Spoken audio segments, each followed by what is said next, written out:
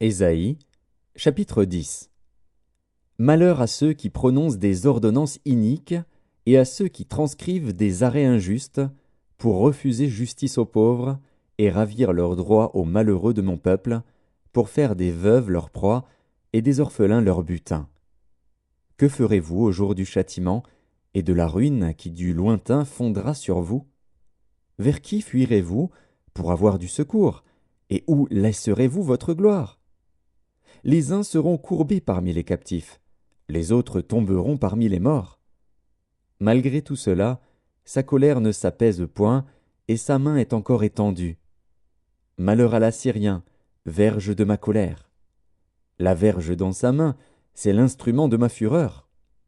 Je l'ai lâché contre une nation impie, je l'ai fait marcher contre le peuple de mon courroux, pour qu'il se livre au pillage et fasse du butin, pour qu'il le foule aux pieds comme la boue des rues. Mais il n'en juge pas ainsi, et ce n'est pas là la pensée de son cœur. Il ne songe qu'à détruire, qu'à exterminer les nations en foule. Car il dit, mes princes ne sont-ils pas autant de rois? N'en a-t-il pas été de Calno comme de Carchemish? N'en a-t-il pas été de Hamath comme d'Arpad? N'en a-t-il pas été de Samarie comme de Damas? De même que ma main a atteint les royaumes des idoles, où il y avait plus d'images qu'à Jérusalem et à Samarie, ce que j'ai fait à Samarie et à ses idoles, ne le ferai-je pas à Jérusalem et à ses images? Mais, quand le Seigneur aura accompli toute son œuvre sur la montagne de Sion et à Jérusalem, je punirai le roi d'Assyrie pour le fruit de son cœur orgueilleux et pour l'arrogance de ses regards hautains. Car il dit, c'est par la force de ma main que j'ai agi, c'est par ma sagesse, car je suis intelligent. J'ai reculé les limites des peuples et pillé leurs trésors, et, comme un héros, j'ai renversé ceux qui siégeaient sur des trônes. J'ai mis la main sur les richesses des peuples, comme sur un nid, et, comme on ramasse des œufs abandonnés, j'ai ramassé toute la terre. Nul n'a remué l'aile, ni ouvert le bec, ni poussé un cri. La hache se glorifie-t-elle envers celui qui s'en sert? Ou la scie est-elle arrogante envers celui qui la manie? Comme si la verge faisait mouvoir celui qui la lève, comme si le bâton soulevait celui qui n'est pas du bois.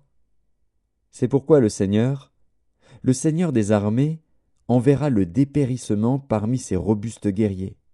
Et, sous sa magnificence, éclatera un embrasement, comme l'embrasement d'un feu. La lumière d'Israël deviendra un feu, et son sein une flamme, qui consumera et dévorera ses épines et ses ronces en un seul jour. Qui consumera, corps et âme, la magnificence de sa forêt et de ses campagnes? Il en sera comme d'un malade, qui tombe en défaillance.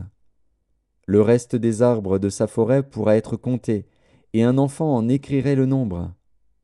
En ce jour-là, le reste d'Israël et les réchappés de la maison de Jacob cesseront de s'appuyer sur celui qui les frappait.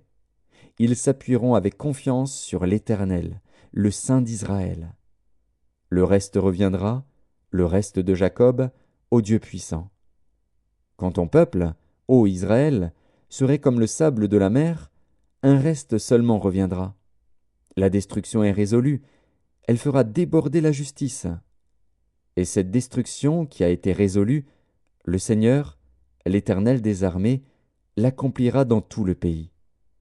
Cependant, ainsi parle le Seigneur, l'Éternel des armées, ô mon peuple, qui habite en Sion, ne crains pas l'Assyrien.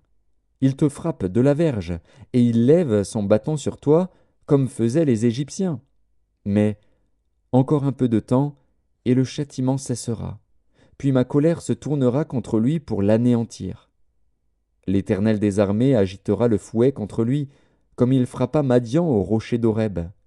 Et, de même qu'il leva son bâton sur la mer, il le lèvera encore, comme en Égypte.